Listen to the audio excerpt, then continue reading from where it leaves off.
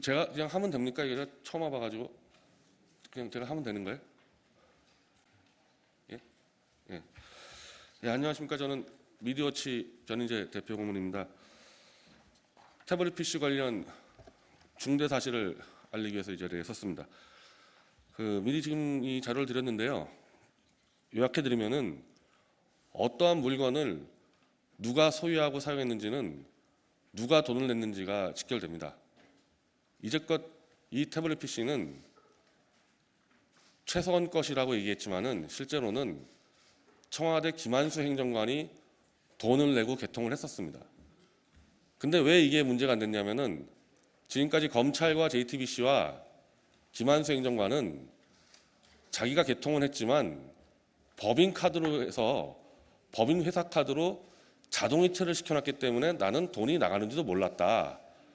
이런 주장을 했는데 최근 저희 2심 재판부의 사실조회 결과 그동안 검찰과 JTBC, 김한수의 주장은 다 거짓으로 드러났습니다. 김한수 법인카드 자동이체가 된 적이 없고요. 모든 돈은 김한수 개인 카드로 지불이 됐습니다. 자, 그러면 개인 카드로 지불했으면은 그 개인 카드로 지불한 사람이 쓰고 소유한 게 맞죠? 예, 이렇게 사전 설명드리고 제가 기자회견문을 읽겠습니다. 2016년 10월 24일 JTBC의 첫 보도로 박근혜 대통령 탄핵에 도화선이 되었던 태블릿 PC의 실사용자가 당시 청와대 뉴미디어 국장 김한수라는 점이 확인되었다. 애초에 태블릿 PC는 개통자도 김한수, 요금 납부자도 김한수이므로 김한수의 것으로 추정하는 게 상식이었다. 그러나 JTBC와 김한수는 물론 검찰과 특검조차도 김한수의 회사 마레이컴퍼니 법인카드로 자동이체가 되어 있어 김한수는 개통만 했을 뿐 요금 납부 내용을 모르고 있었다는 알리바이를 내세웠다. 한마디로 김한수는 개통자일 뿐 실사용자는 아니라는 게 검찰의 핵심 알리바이였다. 그러나 본인의 항소심 재판 사실조회를 통해 김한수의 회사 마레이컴퍼니 법인카드로는 일체 요금이 납부된 바 없고 처음부터 끝까지 모두 김한수의 개인카드로 요금이 납부된 사실이 드러났다. 특히 2012년 6월 20일 개통을 하고 한 번도 요금 납부를 하지 않아 태블릿은 9월부터 아예 이용 정지가 되었다. 이에 김한수는 11월 27일 13시경 태블릿 전원을 켜고 ARS를 통해 밀린 요금 37,500원을 자신의 개인카드로 지급하여 13시 11분 11초에 이용 정지가 해제되었다는 메시지를 받았다.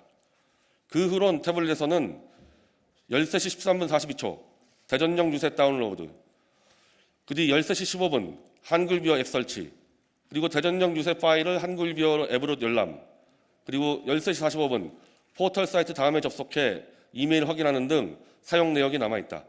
바로 2012년 박근혜 대선 캠프 뉴미디어 담당이었던 김한수가 태블릿에 밀린 요금을 낸 뒤 선거 업무로 사용했다는 명확한 증거이다. 실제 2012년 11월 27일은 대선 선거 운동 첫날로서 박 대통령은 이날 대전역 유세로 선거 일정을 시작했다. 그리고 이날 16시 19분에 최소한 것이라면 절대 나올 수 없는 김한수의 딸 사진도 카톡 게시에 처음 등장한다. 참고로 요금을 ARS로 내기 위해선 태블릿 전화번호 등 기본 정보를 알고 있어야 한다. 태블릿을 구입하자마자 이춘상 보좌관에게 넘겨주어 번호조차 모른다던 김한수와 검찰의 주장도 역시 명백한 거짓이다. 이들의 거짓은 이것뿐만 아니다. 김한수와 검찰이 재판부에 제출한 태블릿 PC 신규 계약서에는 김한수의 마레이컴퍼니 법인카드 자동이체 내용이 적혀있다. 그러나 법인카드사의 사실 확인 결과 해당 카드에는 이 기간에 태블릿 PC 요금 자동이체가 설정된 기록이 전혀 없다. 이는 검찰과 김한수가 개인 요금 납부 내역을 은폐하기 위해 계약서에 마레이컴퍼니 법인카드 자동이체 사항을 사후에 적어 넣었을 가능성이 있는 중차대한 증거 조작 사안이다. 실제 검찰은 실사용자 확인에 가장 중요한 2012년 6월 20일 개통한 이후부터 그해 말까지의 요금 납부 내역을 감춰왔다. 결국 검찰과 김한수가 감춰온 2012년 11월 27일 김한수 개인 카드 요금 납부 기록이 나오면서 모든 진실이 드러나게 된 것이다.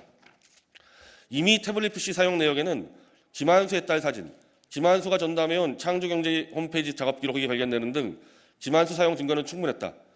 최근에는 미래통합당 강남을 공천 문제로 화제가 된 김미균의 SNS 댓글 관리 홈페이지 라이브리를 7차례 테스트할 기록도 드러났다.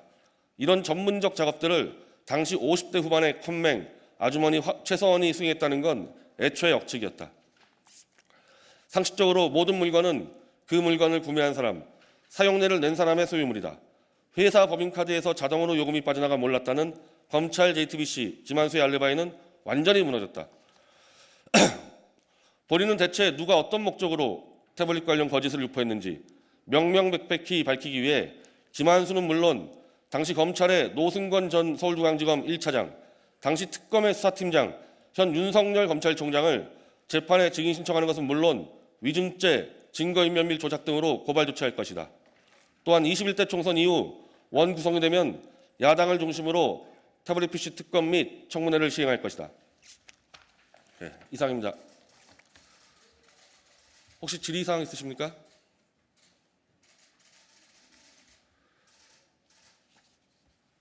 이 기자회견문 말고요. 보도자료로 되어 있는 데를 보시면요. 사진과 각종 자료가 이렇게 스캔되어 있으시니까요. 확인하는데 전혀 어려움이 없을 겁니다. 그래서 이 사건은 한 언론사와 검찰이 손을 잡고 엄청난 조작 보도를 해서 탄핵을 이끌었을 거는 물론 저같이 언론으로서 이 진실을 밝히는 사람을 문재인의 법원과 윤석열의 검찰이 저는 구속을 시켰어요. 자, 1년간 감옥에 있었습니다. 이 진실에 대해서 여기 언론계 동지 여러분들 많이 보도해 주시기 바랍니다. 질문이 있는데요. 예. 깜빡입니다. 이 내용을 내일 박 대통령께 보고한다는 얘기가 들리는데 맞습니까? 예, 내일 서울구치소에 가서 오전 11시에 이 내용들을 정리해서 기자회견을 하고 서울구치소에 박근혜 대통령께 이 서류를 접수를 시킬 겁니다. 이 내용에 대해서 김한수는 특별한 반응이 없나요? 이걸 우리가 미리 지난주에 기사로 발표했는데 저 우종창 전 월간조선 기자가 계속 통화를 시도하고 있는데 전혀 지금 통화를 안 하고 전화를 받고 있지 않습니다. 예. 예.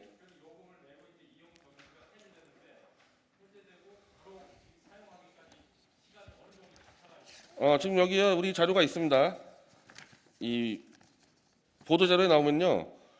1시, 2012년 11월 27일 오후 1시에 이용 정지된 PC를 켜고 1시 11분경 요금을 내고 1시 11분 11초경 이용 정지가 해제되고 바로 2분 뒤엔 1시 13분에 처음으로 대전역 유세 문서 다운을 받습니다. 즉 이용 해제되고 2분 만에 사용을 바로 했습니다. 예, 2분입니다.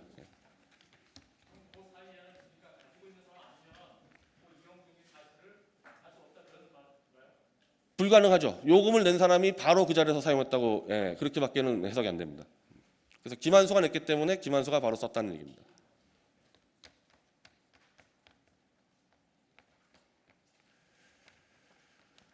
자, 질문 없으면요 여기서 마치고요. 하여튼 어려운 내용 아니니까 좀 검토해 주시고 잘 부탁드립니다.